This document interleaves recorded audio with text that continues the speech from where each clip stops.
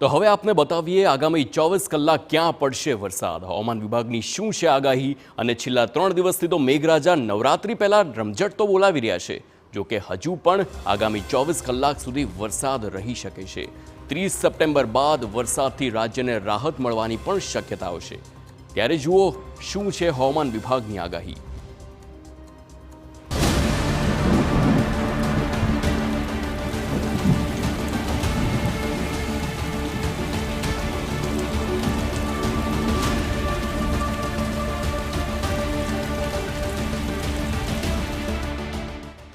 चौबीस कलाक हजू रहशे धोधमार।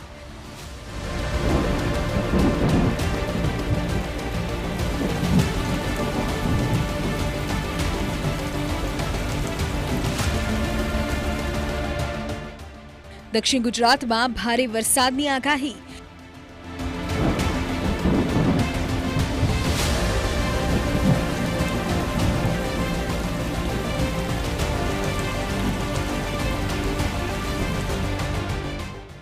मध्य गुजरात में हजू रहशे मुसळधार।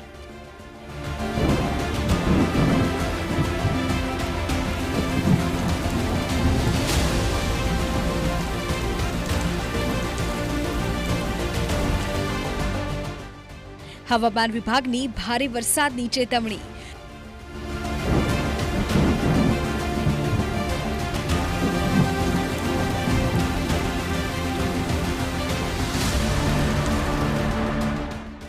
अनेक जिल्लाओं में येलो एलर्ट। राज्य में छेल्ला 3 दिवसथी धोधमार वरसाद वरसी रह्यो छे। अनेक स्थळों पर 5 થી 7 इंच वरसाद पड्यो छे।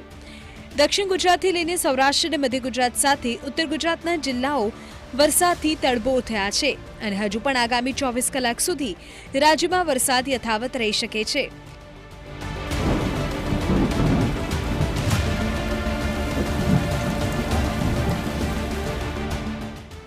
हवामान विभागनी आगाही छे के आगामी 24 कलाक दक्षिण गुजरात और मध्य गुजरातना अनेक जिल्लाओं में भारे वरसाद पड़ी शके छे।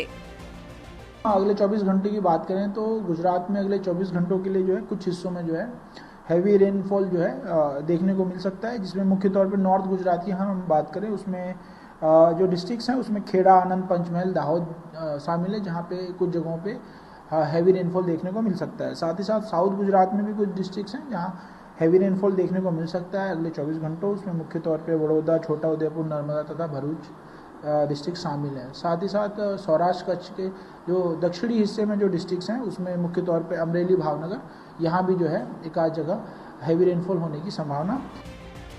अमदावाद और गांधीनगर में पण सामान्य वरसादनी आगाही छे। अहमदाबाद में जो है वो अहमदाबाद तथा गांधीनगर दोनों में ही जो है लाइट टू मॉडरेट रेन जो है अगले 24 घंटों में होने की संभावना है। किसी भी प्रकार की हैवी रेनफॉल वार्निंग नहीं दी गई है अहमदाबाद और गांधीनगर। परेश गोस्वामीનું અનુમાન છે કે સૌરાષ્ટ્રમાં હજુ વરસાદની શક્યતાઓ છે। હજુ આગામી કલાકોમાં વરસાદ પડી શકે છે। પોરબંદર અને દ્વારકાની અંદર 1 ઇંચ આસપાસના વરસાદો નોંધાય તેવી શક્યતાઓ છે। જામનગર જિલ્લાની અંદર છૂટાછવાયા ઝાપટાઓ જોવા મળશે। એ સાથે જે ગીર સોમનાથ, જૂનાગઢ, અમરેલી, ભાવનગર અને બોટાદ આ વિસ્તારોની અંદર પણ 1 થી 2 ઇંચ અને અમુક વિસ્તારની અંદર 2 ઇંચ કરતાં વધારે સ્પેલ થઈ શકે છે। એ સાથે રાજકોટ જિલ્લાની અંદર હળવા મધ્યમ ઝાપટા તો કોઈ જગ્યાએ 1 ઇંચ સુધીના વરસાદની શક્યતાઓ આવતીકાલે દેખાઈ રહી છે। એ સાથે મોરબી, સુરેન્દ્રનગરમાં પણ એકંદરે વરસાદની તીવ્રતા સારી રહેશે। મોરબી, સુરેન્દ્રનગરની અંદર હળવાથી મધ્યમ વરસાદ જોવા મળશે, પણ ઘણી જગ્યાએ 1 ઇંચ ઉપર કદાચ 1.5 થી 2 ઇંચ સુધીના વરસાદ મોરબી, સુરેન્દ્રનગરની અંદર પણ જોવા મળે તેવું એક અનુમાન છે। એટલે ખાસ કરીને જોવા જઈએ તો સૌરાષ્ટ્રના તમામ વિસ્તારો આવી ગયા છે। મોટાભાગના વિસ્તારોની અંદર વરસાદની શક્યતાઓ દેખાઈ રહી છે। મધ્યપ્રદેશ બોર્ડર સાથે જોડાયેલા જિલ્લાઓમાં પણ વરસાદની શક્યતાઓ છે। કેટલાક સ્થળો પર 4 ઇંચ વરસાદ પડવાની શક્યતાઓ છે।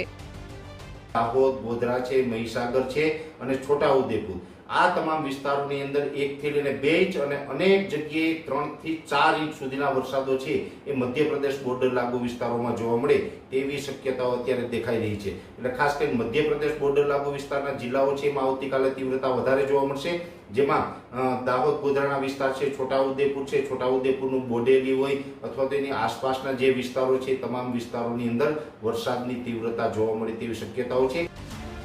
નવરાત્રિમાં વરસાદ હવે પડશે કે નહીં તે સૌથી મોટો સવાલ છે.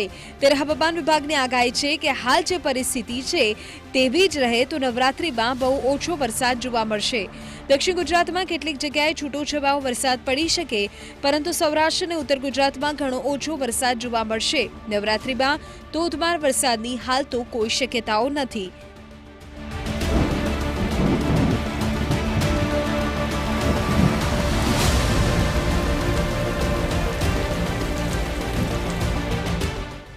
Bureau report TV9।